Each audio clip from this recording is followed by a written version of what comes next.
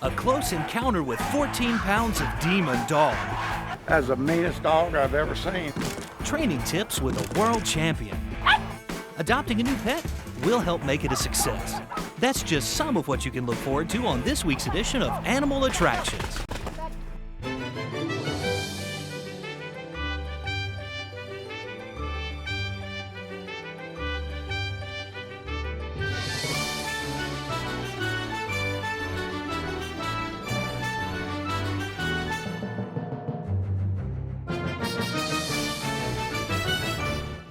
Hi, I'm Megan Blake. Welcome to Animal Attractions, the show about the deep affection people have for their pets. And I'm Alex Boylan, and this beautiful lab here is Buddy. Today, we're going to introduce you to the newly crowned World Champion Agility Dog. That's right, I'm talking #1 in the world. And we're going to show you just how easy it can be for you and your dog to get in on the action. But first, we're going to meet Buster, a tiny dog with a really big attitude. Not only is he driving his owners crazy, but he's terrorizing his neighborhood. Fortunately, Pet Trainer 911 is on the case. Charlotte and Mike wanted a companion for their dog Rudy, so they adopted 2-year-old Buster from their local shelter. Buster got along with Rudy right away, but not with the neighbors' dogs. The problem was growing worse.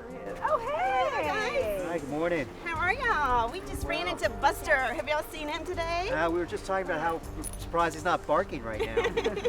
The good news is that he absolutely loves people, and he's very social with people.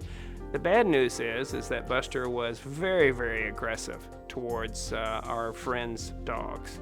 I hear y'all talking about Buster. Yeah, we're talking about Buster. That wild child. It's kind of nice having a quiet morning right now. We live across the hall from him on the same elevator on the same floor, so we have some real close encounters. It's just gotten worse and worse, that it's gotten totally out of hand where we can't even get in the elevator at the same time as our neighbors in the elevator with their dog.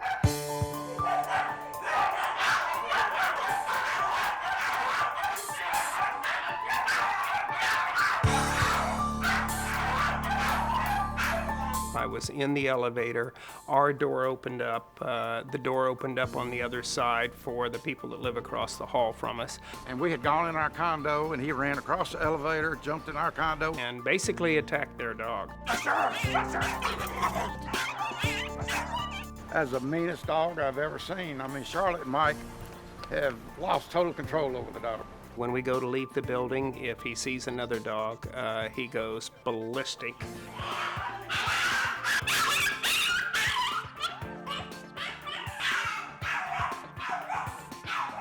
Even in the car, he's very sweet, loving, caring, lays with me, but if he sees another dog passing,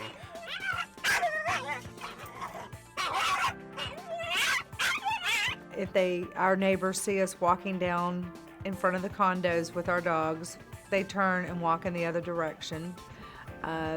It's just gotten out of hand. Buster's a great dog.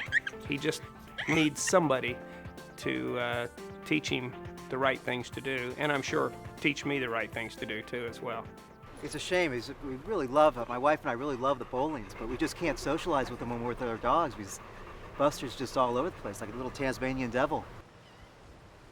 I finally called Ron and said, okay, we're at our end of our rope. We need you to come and help us correct this problem.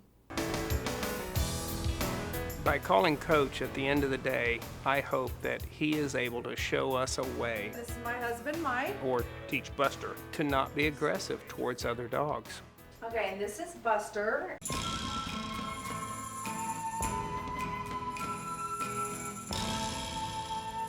The aggression has got to stop so that we can walk on the beach with them or walk down the street and be friends with our neighbors, and they don't have to look at me and say, what is it?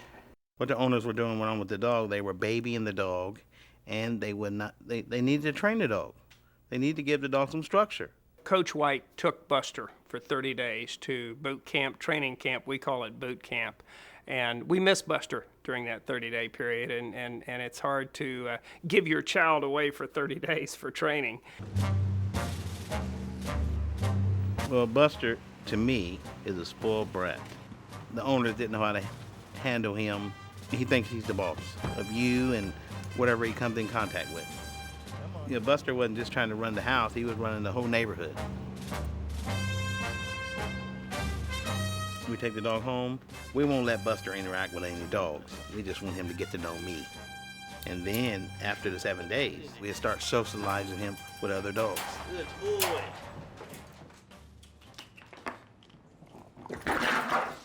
Well, the first thing we do, we train him to, when we tell him to leave it, that means to me and to him to leave the other dog alone.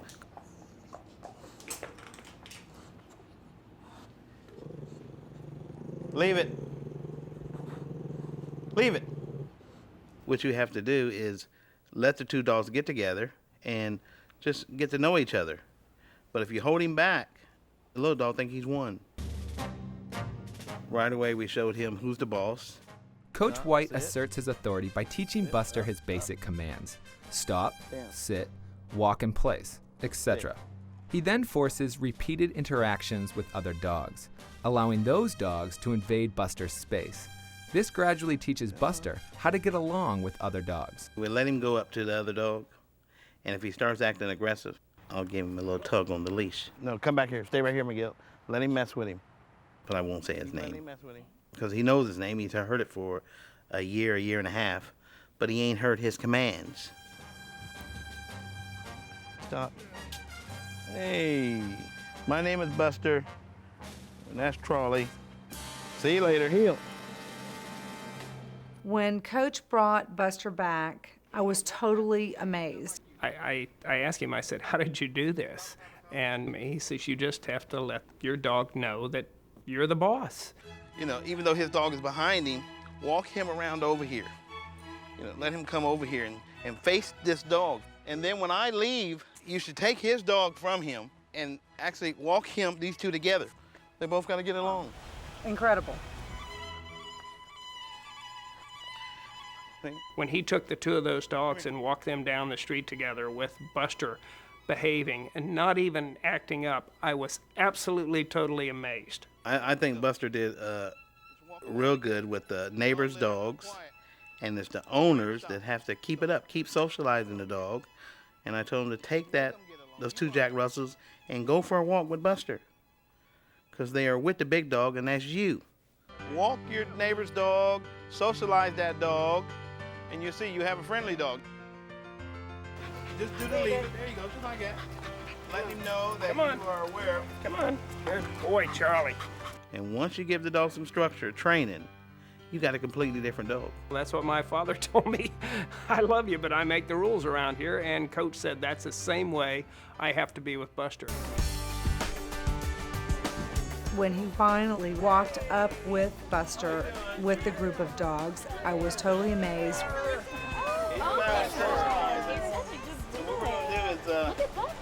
He's all done. I could not believe that he was not doing this crazy wild banshee barking and going bananas.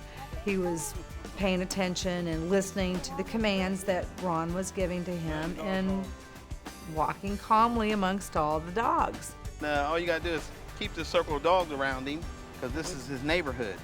And if you stay trained, the dog will stay trained. I'm going to show Buster all the love that I really have for him, but I'm also going to stay firm because I want the enjoyment that we can have with Buster and our friends and the interaction that we'll get.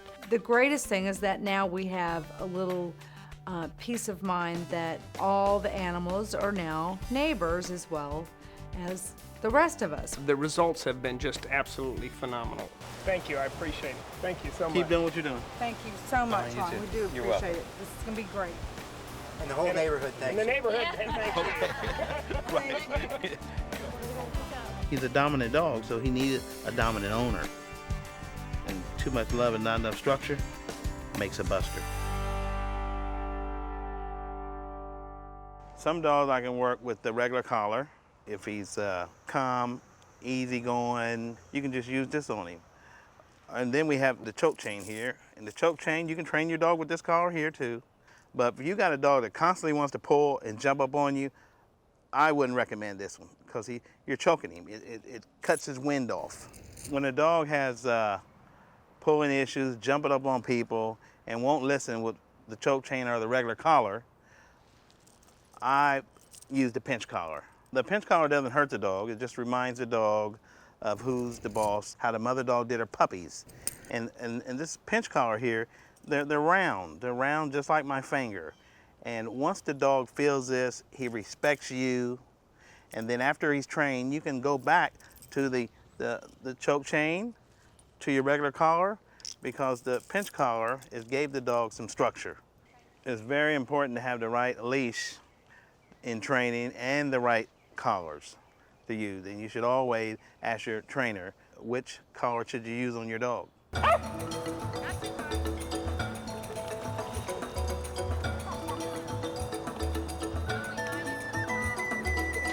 We all know there are countless ways to have fun with your pooch. Allie and I often like to come to dog parks just like this one. It has over 15 acres of natural surroundings. Shaded jogging trails, 2 swimming pools, big lauded areas with shading trees just for lounging around. And even a little doggy shower to wipe off those muddy paws. But the best part, here, Allie, she can run free, off leash. Just a dog being a dog. She's in dog heaven. Maybe you and your dog prefer more challenging activities.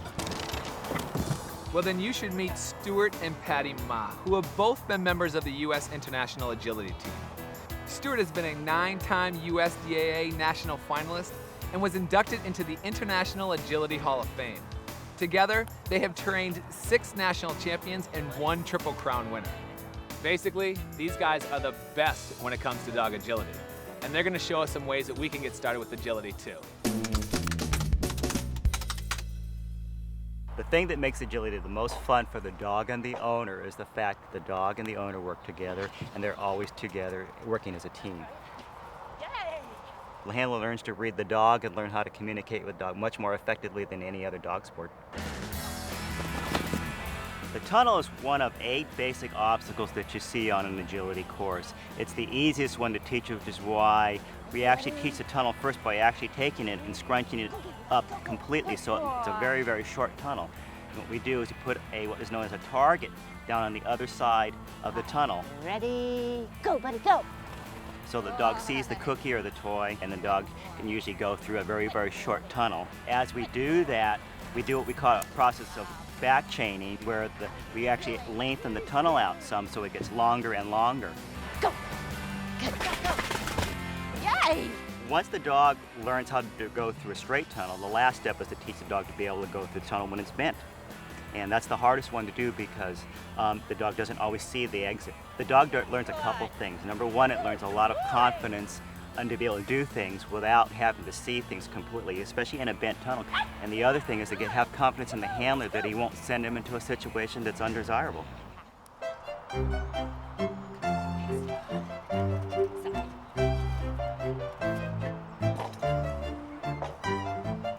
Wheel pulls are probably the hardest obstacle on the agility course to teach, but they're also the most flashy if you get the dog to do it well, which is why we also back chain and use targets for the weave pulls. In training the weave pulls, we also use what we call a channel method, where the weave pulls are actually split apart sideways. And what we do, we put the dog in the channel at the end, let the dog go to the target, and gradually back the dog up through the weave pulls until they're running through the channel itself. As we teach the dog how to go through the channel, we gradually move the channels in closer and closer until the dog starts weaving. All right, you ready? Go, go, go, go. Get him, get him, get him, get him. Yeah, good girl. Teaches the dog not only rhythm and balance, but coordination and timing. If you look at the A-frame, there is a yellow zone on the bottom of each side. The dog must be able to touch both the left or the right or the back or the front yellow zones in order to be able to consider having done the A-frame successfully. Some of the A-frames can range up to 6'3" in height, and that's a pretty steep angle for a dog to climb if it's not fit. So it has to be fit, it has to be not overweight, and it has to have some sort of regular training regimen besides just doing agility.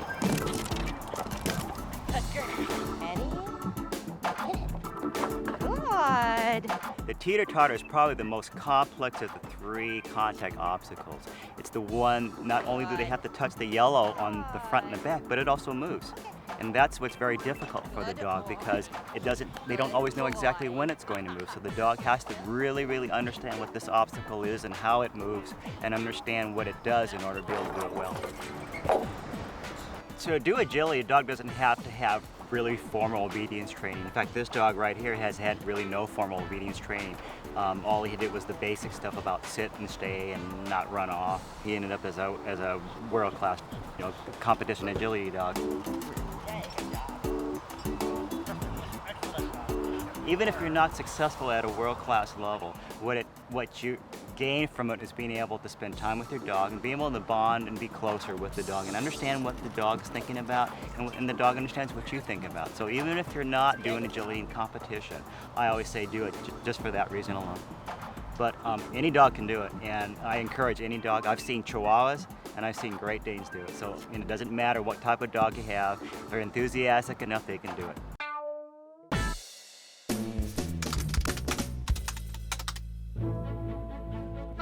Well, that's certainly a cute kitten. But wait, there's a piece missing. Must be a Manx. Actually, not all Manx cats are born tail-free. Some have little stubs, others have longer tails which are often bobbed. Either way, as a breed, they have no shortage of personality. That's what attracts breeder Janet Milligan to them. The Manx are known as the clowns of the cat fancy. They make excellent pets. They have super personalities. They're very loving and affectionate, extremely smart. They make good pets for anybody, elderly people. They love other animals, dogs, rabbits. They get along well with everything. The Manx gets its name from its original home, the Isle of Man, situated between Britain and Ireland, and are thought to be a mutation of the domestic cats of that island. However, legend has it that Noah is to blame for slamming the Ark door on the cat's tail. But they are handsome animals. Manx should have a nice round face. The ears should look like a rocker.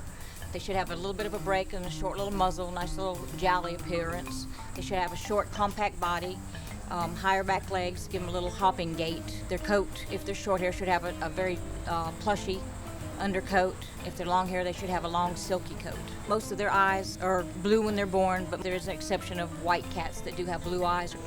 Manx cats also make very good apartment companions for elderly people or people that don't get out too much. They're perfectly content to stay indoors if they've never been outdoors, or a lot of them will go indoors and outdoors. They adapt very well to any environment. The Manx is also a keen hunter. This little cat, there was a nest of rats in the tack room, and she went in there, she came out, she had 2 baby mice in her mouth. She had a tail hanging out of each side of her mouth, and she went back and caught 4 more. The shorter tail means a shorter spinal cord, so unless you get your Manx from a reputable breeder, there could be problems with undeveloped nerves.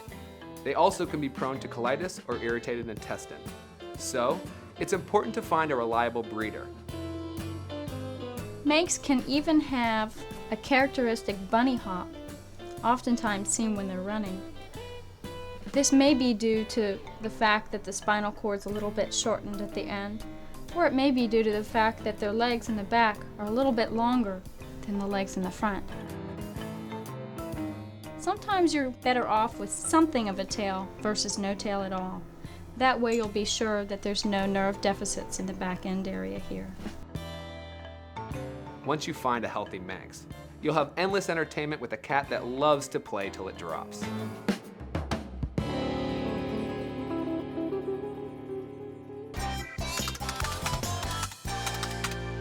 A common reason why people come to see me is because their cat is urinating outside of the litter box.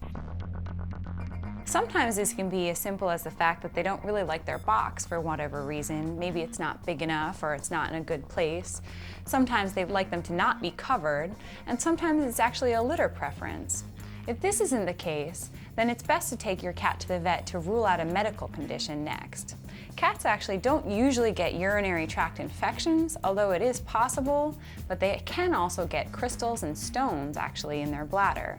This is particularly important with male cats who can actually become obstructed and not be able to urinate. Another reason to go see your vet, even if your cat is using the box, is if your cat is straining or going to the box frequently. If it's not a medical condition, it might be a behavioral problem. Sometimes cats get really stressed out by other cats that are tormenting them outside. You might notice them spraying or marking near doors or windows nearby the area where they can see the cat. Separation anxiety is another reason why cats can urinate out of the box. The classic sign for this is when they urinate on your bed while you're away. These are just a couple of the behavioral reasons why your cat might be urinating outside of the box. I would advise seeing your vet at the first sign of a problem.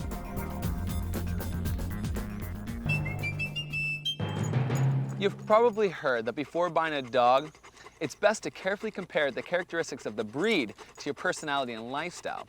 But when adopting from the pound, like in this story, it's just about good old-fashioned love.